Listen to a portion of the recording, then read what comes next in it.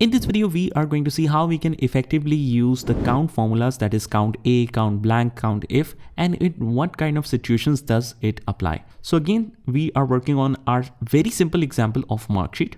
And let's say some of the students didn't even appeared in the exams. So let's say that I just remove the marks from a couple of cells because that should be considered as absent. And then I will use that to see the formula. So I've removed some. And now let's say that I want to extract a couple of details in the summary. I want to extract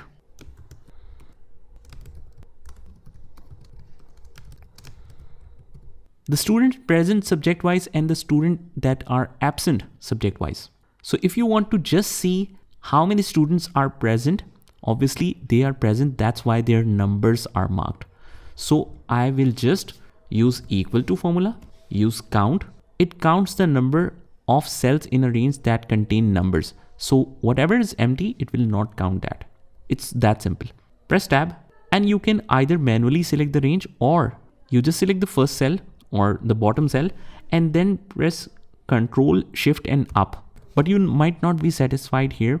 That's because whenever the cells are empty, it stops at that point.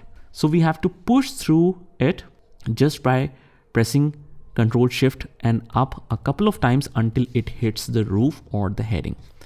So after that, just enter and it says 47 students are present in the mathematics subject. Now, if we apply it for the first one, we just have to use the fill handle in order to drag this to all subjects.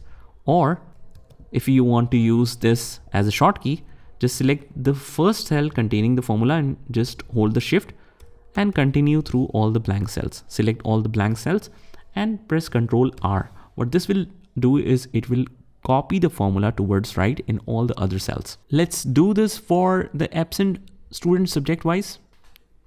I'll just use the formula of count blank equals to count blank. What count blank does is very simple. As the name suggests, whatever is blank in the cells, it will only count those. So we just have to select the range. I'll just select the range until it touches the heading. I need to push through it until we select these headings as well. And it says only 3 cells are empty. So only 3 students are absent in mathematics. Just drag towards right and that's how you can do it. Just try this by yourself and I'll see you in the next one where I show you a different examples of count A. So that's how you can use the count and count blank functions. Just try this by yourself and I'll see you in the next one.